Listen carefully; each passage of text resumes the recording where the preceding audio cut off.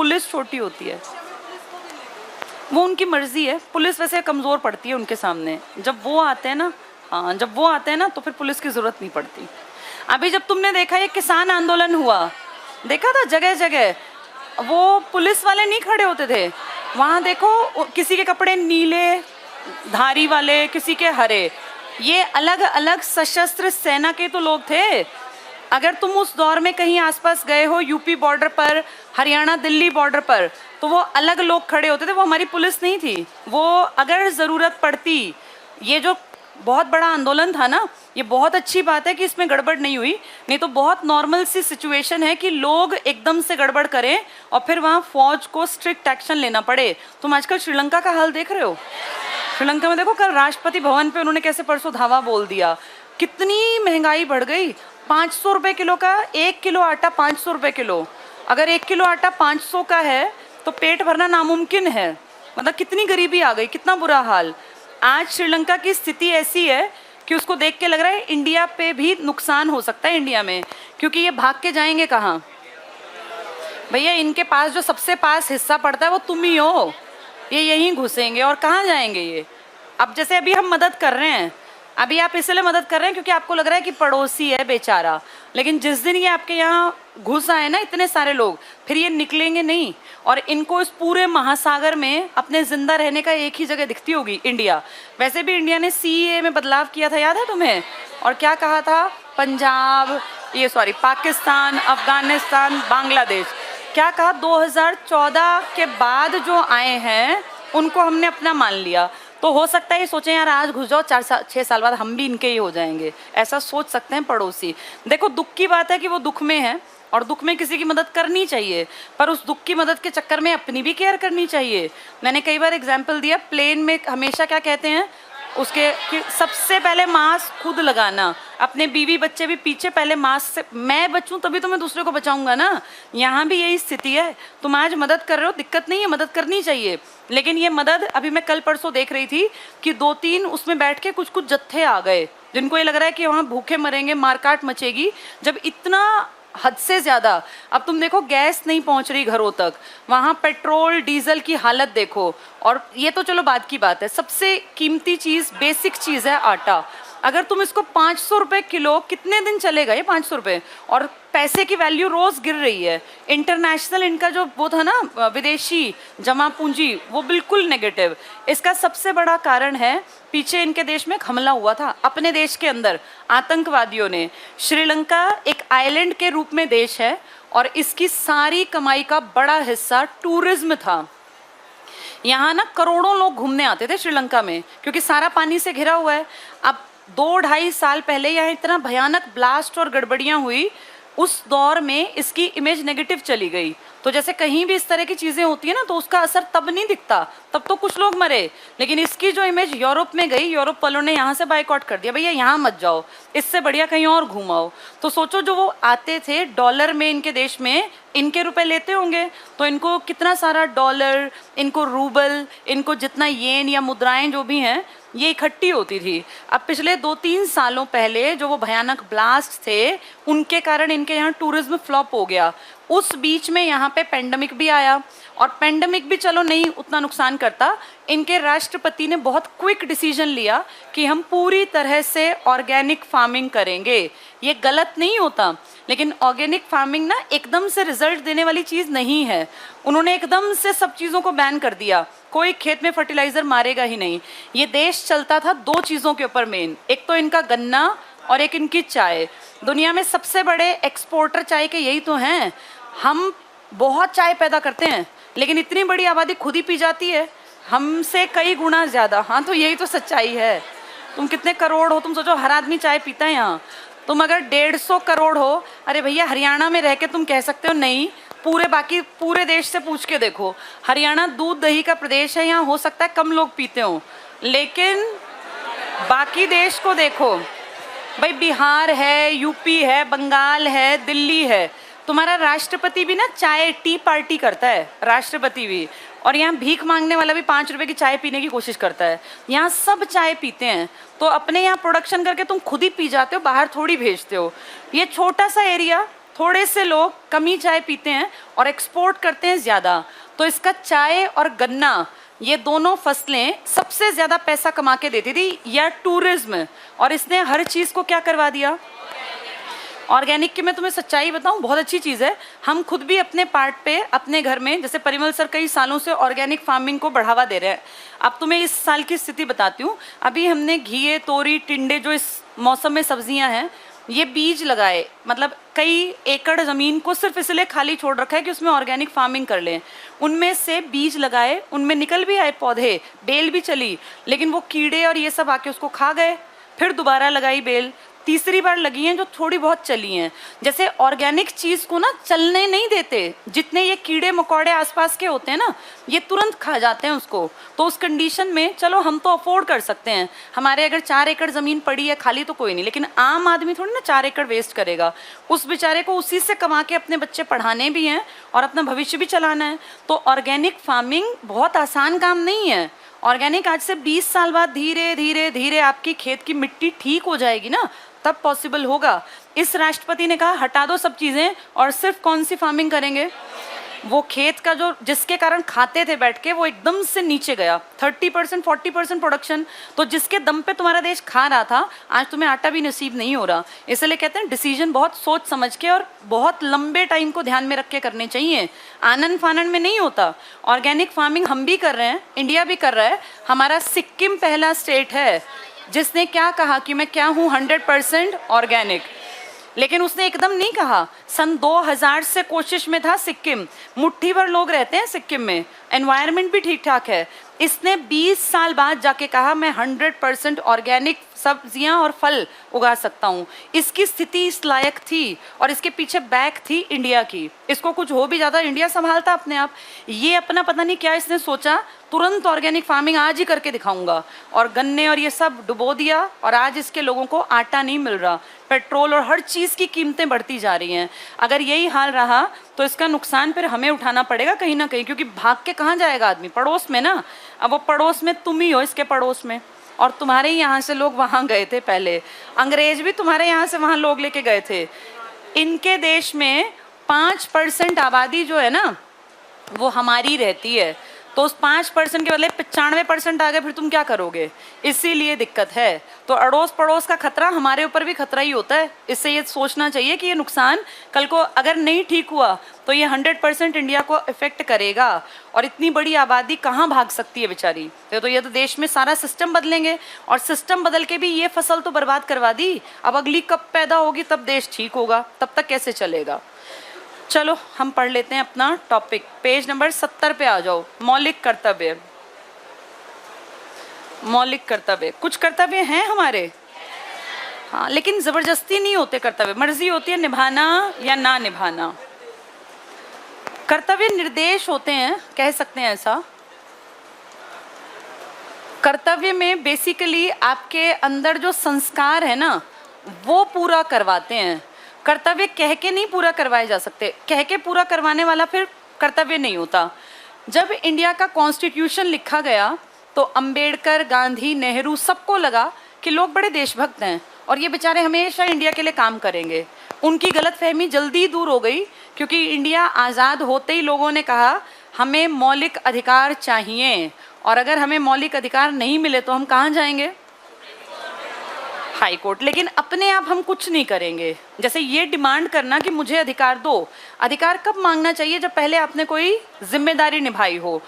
अधिकार बहुत अच्छी चीज़ है, मिलना चाहिए, लेकिन इस अधिकार के साथ एक चीज़ होती है फर्ज या जिम्मेदारी। दोनों साथ साथ चलेंगे ना तभी सोसाइटी अच्छी चलेगी। अब इंडिया के लोगों की आदत खराब है, इसको तो भूल गए और सिर्फ क्या याद रखा? अधिकार। हर जगह अधिकार की डिमांड उठा दी, हर कोर्ट में अर्जियां लगा दी, जी हमें सरकार ऐसे दुखी कर रही है, सरकार हमें एक्सप्लॉइट कर रही है। इंदिरा गांधी का समय आया 1975, इंदिरा ने क्या लगाया देश में? आपातकाल। इस बीच में एक आदमी थे सरदार स्वर्ण सिंह। स्वर्ण सिंह ने एक बहुत अच्छा अमेंडमेंट दिया उनके हिसाब से, 42वां संविधान संशोधन। और स्वर्ण सिंह ने कहा कि ये लोग जो है ना ये बाज नहीं आएंगे, इनको थोड़ा समझाना पड़ेगा कि भैया अधिकार मांगने के साथ साथ काम भी कर लिया करो, ड्यूटी भी है तुम्हारी। सरदार स्वर्ण सिंह ने उस टाइम पर कहा इनको 8 ड्यूटी इनके ऊपर डाल दो, और जिसमें टैक्स भरना भी ड्यूटी होनी चाहिए कि मैं देश से चीज़ें तो चाहता हूँ, पुल बने, रेल चलें, अखबार और ये सब चीज़ें सस्ती हों, टीवी सस्ता हो, लेकिन उसके बदले मुझे क्या देना पड़ेगा? टैक्स।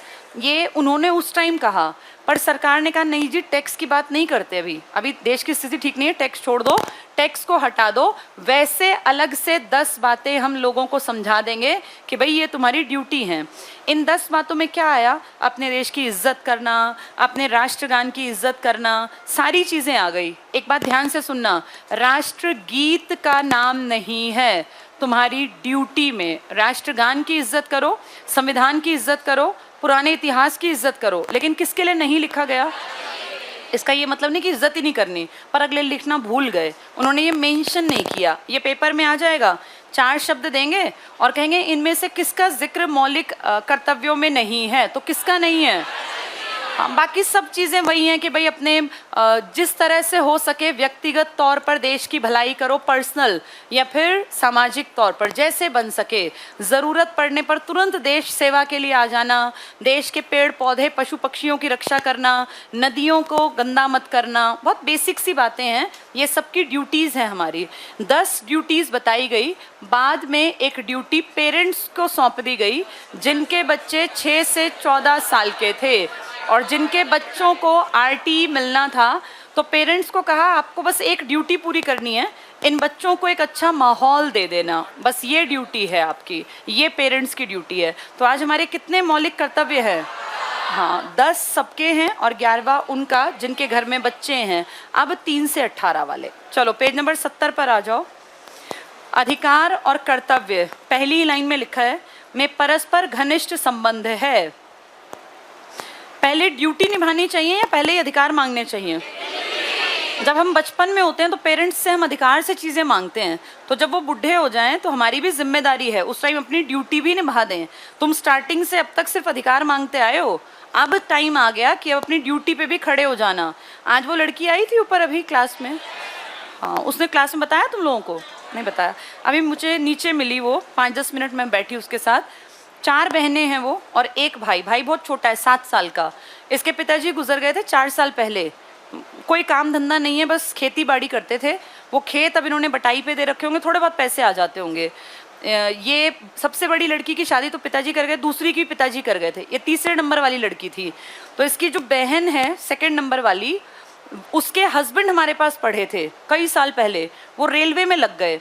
तो जब इसके पिताजी गुजरे ना, तो उन्होंने कहा कि इसको आईसीएस में भेज दो, क्योंकि वो कई सालों से लगे हुए थे पढ़ के। ये लड़की इंटेलिजेंट थी, इसने 12th के बाद पहले बीएससी किया 3 साल, फिर एमएससी की 2 साल, अब ये 24 साल की जाके नौकरी में है। पर अभी वो नीचे यही कह रही थी कि मैम ये मेरी सबसे बड़ी गलती रही, इसके जीजाजी ने इसको बहुत पहले कहा था कि चली जा, तो इसको लगा नहीं पहले पढ़ूंगी, और ये 3 और 2 5 साल लाइफ के इसने जिस चीज़ के लिए लगाए उसका रिजल्ट तो कुछ भी नहीं निकला, क्योंकि पढ़ाई करने के बाद भी पैसे कहीं नहीं मिलते। अब ये इसने हमारे पास पढ़ाई की और कह रही थी कि अब इतनी जम के पढ़ाई की, इसकी मदर ने खुद बताया कि 4 बेटियां हैं, पिताजी गुजर गए इस बीच में ही, तो लोग कहने लगे भाई अब तो ये 24 साल की 23 साल की हो गई, शादी कर दो, और अब क्या करेगी घर बैठ के। तो कह रही थी उस दौर में ये पेंडेमिक आ गया, तब शादी ब्याह वैसे ही दिक्कत के काम थे। उस टाइम पे जब ऐप चला तो ऐप लेके घर में बैठ के पढ़ ली, और अड़ोस पड़ोस में किसी को पता नहीं था कि लड़की पढ़ रही है। तो बार बार ये कहते हैं कि भाई अब क्या करना है, तो शादी करके दूर करो। इसकी मदर कह रही थी मुझे पता है, मैंने कितना सुना इसके पिताजी के जाने के बाद, पर अब भगवान की दया से इस लड़की लग गई। और अब वो लोग जो चिक चिक करते थे ना पहले आके, वो खुद आए और बोले तो लगती ही थी कि पुलिस में लगेगी ये तो। अब देखो उनका नज़रिया कैसा बदला, मतलब दुनिया कैसे रंग बदलती है। बाप के जाने के बाद उनका रवैया क्या था और अब उनका रवैया क्या है, तो दुनिया ऐसे आमने सामने बदलती हुई दिखती है।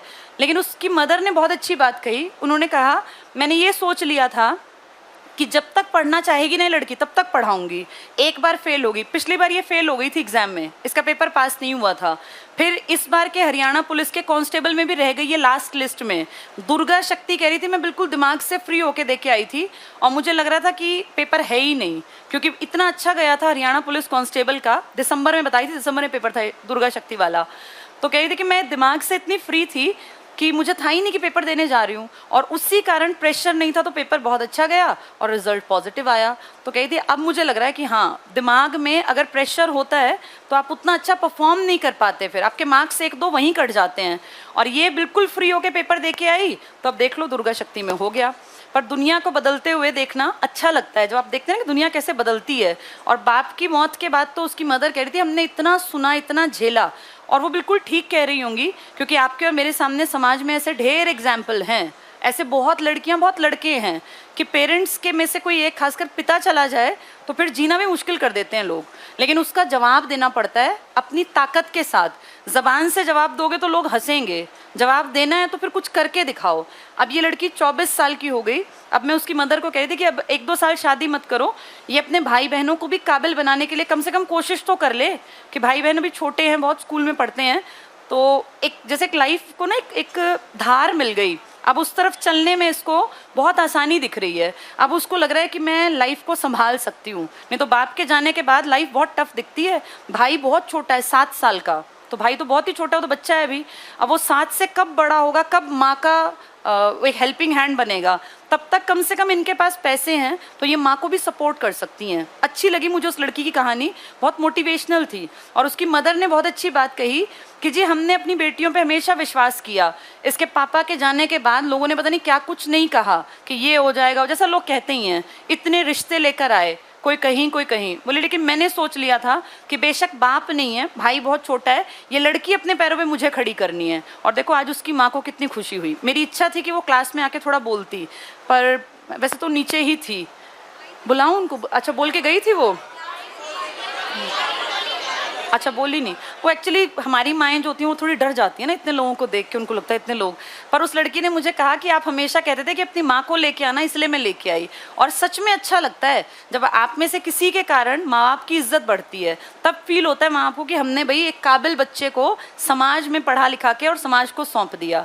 तो ये कोशिश किया करो कि तुम्हारे माँ बाप को भी ये प्राउड मोमेंट फील हो कि हाँ किसी दिन मेरी माँ भी यहाँ आके खड़ी हो। और क्या फ़र्क पड़ता है अनपढ़ है कि पढ़ी लिखी है, माँ तो माँ ही है, सब माँ एक जैसी होती है, इनमें कोई डिफरेंस नहीं होता। तो इतना पढ़ो तुम लोग भी कि तुम्हारी भी माँ और तुम्हारे पिताजी भी यहाँ आके प्राउड फील कर सकें। ठीक है, चलो जल्दी से पढ़ेंगे अब मौलिक कर्तव्य। देखो पहला पॉइंट, अधिकार और कर्तव्य संबंधित हैं। अब तुम्हारी कौन सी एज आ गई क्या पूरे करने की? अब तक तुम अधिकार में थे, अब तुम कर्तव्यों की श्रेणी में हो। आगे पढ़ो, एक के बगैर दूसरे का अस्तित्व संदिग्ध है। भारतीय संविधान में अधिकारों का वर्णन तो था, किस भाग में था? 3 में, आर्टिकल 12 से 35 पढ़ो। लेकिन मूल कर्तव्य नहीं थे, अंडरलाइन कर लो, मूल कर्तव्य थे ही नहीं।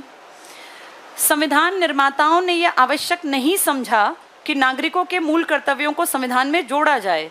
हालांकि उन्होंने राज्य के कर्तव्यों को नीति निर्देशक तत्वों के रूप में शामिल किया। तो 2 तरह के कर्तव्य हो गए, एक हमारे और एक हमारे राज्य के। राज्य वाले कहाँ लिखे? भाग 4 में, और हमारे 4A में, 4A आर्टिकल नंबर 51A में बाद में आए। पहला पॉइंट देखो अगला, भारतीय संविधान में मूल कर्तव्यों की व्यवस्था पूर्व सोवियत संघ के संविधान से ली गई है। अंडरलाइन कर लो, पुराना सोवियत संघ यानी आज जो रशिया है। 1976 में कांग्रेस पार्टी ने सरदार स्वर्ण सिंह समिति का गठन किया। ये तुम्हारे देश में आपातकाल का दौर था, और राष्ट्रीय आपातकाल के दौरान मूल कर्तव्यों, उनकी आवश्यकता के बारे में सजेशन देनी थी। स्वर्ण सिंह समिति, ऐसे तो बहुत सारी कमेटियां हैं, इसमें पीछे एक चैप्टर है उसमें पढ़ लेंगे। अगला पॉइंट देखो, स्वर्ण सिंह समिति ने संविधान में 8 कर्तव्यों का, इसको डबल टिक कर लो। इसके 8 को हम कितना पढ़ते हैं अब? 10। इसने कौन सा कहा था? लगाओ ये वाला भी एक पॉइंट, टैक्स। लेकिन टैक्स आज तक भी कर्तव्य नहीं है, ये टिक कर लो। कुल 8 कर्तव्यों को जोड़ने का सुझाव दिया, जिसमें नागरिकों द्वारा कर को डबल टिक करना, टैक्स का सिस्टम 76 में आना था, का मूल कर्तव्य में शामिल था। किंतु 42वें संविधान संशोधन द्वारा संविधान में जोड़े गए 10 मूल कर्तव्यों में इसे शामिल नहीं किया गया। कौन सी चीज नहीं शामिल की? सजेशन वाली टैक्स को छोड़ के बाकी शामिल किए। एक पॉइंट छोड़ के अगला सिर्फ पढ़ लो। समिति ने सिफारिश की कि संविधान में मूल कर्तव्यों का एक अलग पार्ट होना चाहिए, जिसमें बताया गया कि नागरिकों को अधिकारों के प्रयोग के अलावा कर्तव्यों को निभाना भी आना चाहिए। सिर्फ अपने अपने लिए नहीं, देश समाज के लिए, परिवार के लिए भी सोचना चाहिए। नेक्स्ट टिक करो। 42वां संविधान संशोधन 1976 द्वारा भाग 4 नया भाग 4 क आर्टिकल 51 क 10 मूल कर्तव्यों का समावेश। क्या टेक्स्ट था इसमें? किसने टेक्स्ट सजेस्ट किया था? स्वर्ण सिंह ने। किस पीएम के टाइम? कब आया था ये अमेंडमेंट? 76 में। देश में क्या लगा हुआ था? आपातकाल। राष्ट्रपति कौन था? फखरुद्दीन अली अहमद। चलो आगे पढ़ो। 86वां संविधान संशोधन, ये पेरेंट्स वाला, आरटी वाला। 86वां संविधान संशोधन 2002 द्वारा 51 क में नया खंड ट जोड़ दिया। जितने थे उसमें एक एक्स्ट्रा, तो ये 11वां।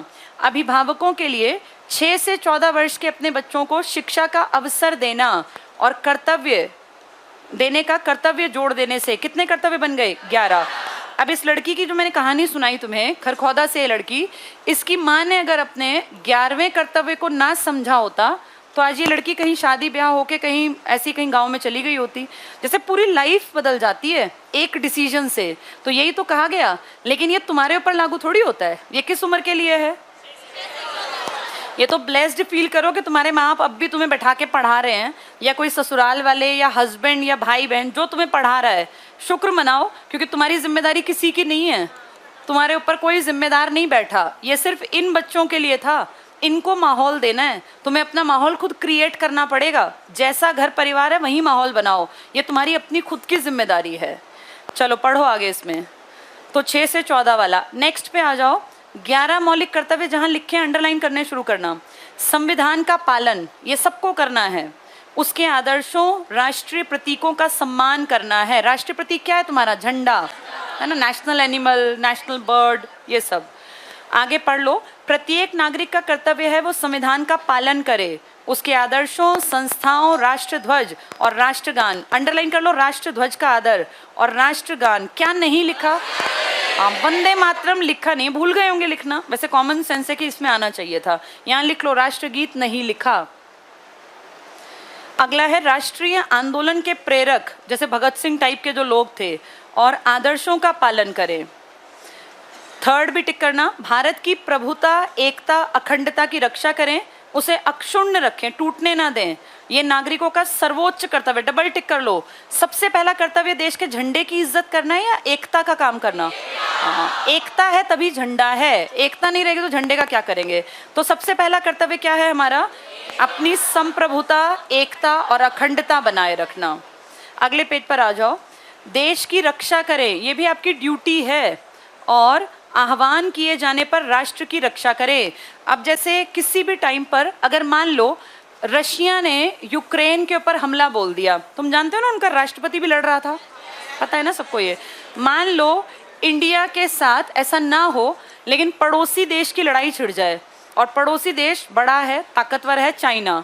उसकी फौज भी हमसे बड़ी होगी, ताकतवर होगी, हथियार भी उसके पास हमारे मुकाबले एडवांस्ड होंगे। ये फौज अगर हमारी फौज पे हावी हो जाए, और उस टाइम पर बात ये हो कि अब तो मरना मंजूर है भाई, कुछ ना कुछ करना या मरना, तो उस कंडीशन में क्या इंडियंस को फौज के लिए बुलाया जा सकता है? और उस टाइम हम कह दें जी मेरा मौलिक अधिकार है, नहीं जाता, तो ठीक है या गलत है? ये गलत है ना। ये देखो क्या लिखा है, ये कहते हैं कि राष्ट्र की सेवा करें, जब आह्वान किया जाए, बुलाया जाए तो तैयार रहें। भारत के सभी लोगों में समरसता और समान भ्रातृत्व की भावना का निर्माण करें। ये पेपर में जरूर मिलते हैं क्वेश्चन, और मैं तुम्हें बताऊं ये लगभग लोग गलत करते हैं, कारण ये सब एक जैसे लगेंगे पढ़ने में, वहां तुमसे पहचाना ही नहीं जाएगा कौन सा नहीं है। तो ये ध्यान से पढ़ना। इसीलिए फोर्थ पॉइंट देखो, फोर्थ हो गया, फिफ्थ, समरसता और समान भ्रातृत्व की भावना का निर्माण। धर्म, भाषा, प्रदेश, वर्ग पर आधारित सभी भेदभाव से दूर रहे। ऐसी प्रथाओं का त्याग करें जो स्त्रियों के सम्मान के विरुद्ध हो। इसमें सती प्रथा और इस तरह के बहु विवाह टाइप की चीजें आ गई।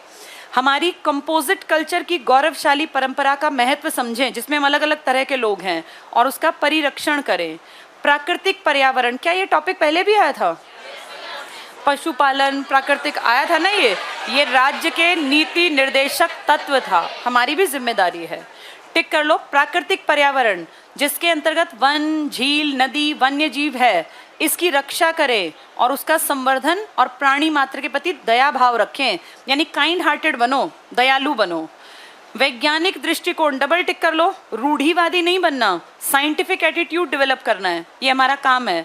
मानववाद और ज्ञानार्जन, ज्ञान आगे बढ़ाते रहें और सुधार की भावना का विकास करें कि हमें सुधरना है, हमें आगे बढ़ना है, देश का विकास करना है, नॉलेज लेनी है। नेक्स्ट, सार्वजनिक संपत्ति को सुरक्षित रखें, जैसे ट्रेन में आग नहीं लगानी, सड़कों पे कुछ भी ऐसा नहीं करना जिससे कि देश का नुकसान हो। सार्वजनिक संपत्ति होती है बस, ट्रक, रेल, जो इसकी पटरियां, अगर ये सब आपने गड़बड़ की तो हम किससे हट गए? कर्तव्य से। ये कर्तव्य है, इनकी केयर करें हम। ये टिक कर लो, सार्वजनिक संपत्ति को सुरक्षित रखें और हिंसा से दूर रहें, डबल टिक कर लो, हिंसा नहीं करनी, ये हमारी ड्यूटी है। व्यक्तिगत और सामूहिक गतिविधियों के सभी क्षेत्रों में बेस्ट करें, उत्कर्ष। जैसे नीरज चोपड़ा है, उसने जो काम किया वो व्यक्तिगत था, लेकिन क्या देश का नाम और विकास हुआ इससे? तो दुनिया में अगर तुम्हारा राष्ट्रगान एक बार भी बज गया, 7 अगस्त को, 8 को तो खत्म ही हो गया इवेंट, तो ये कितने प्राउड की बात है। कहने को वो एक था, लेकिन उसने सबके लिए प्राउड का काम किया, तो वही बता रहे हैं ये। व्यक्तिगत गतिविधि भी ऐसी करो और सामूहिक भी, कि जिससे उत्कर्ष हो, आगे बढ़े। सतत प्रयास करें, राष्ट्र निरंतर बढ़ते हुए प्रयत्न और उपलब्धि की नई ऊंचाइयों को छू ले। 86वां संविधान संशोधन अधिनियम 2002, 11वां मूल कर्तव्य, 6 से 14 साल तक के बच्चों को शिक्षा के उचित अवसर दें, माता पिता अभिभावक का मूल कर्तव्य। क्या मौलिक कर्तव्यों के लिए न्यायालय में जा सकते हैं? नहीं, ये टिक कर लो, न्यायालय द्वारा प्रवर्तनीय नहीं। कोई निकम्मे बच्चे अपने पेरेंट्स की केयर ना करें तो क्या उनके खिलाफ सुनवाई है? उनके खिलाफ बस ये सुनवाई है कि बाप की खरीदी हुई प्रॉपर्टी में से उनको निकाला जा सकता है, लेकिन अगर दादा की प्रॉपर्टी में तो बैठे रहेंगे वो, उसमें हक नहीं होता फिर।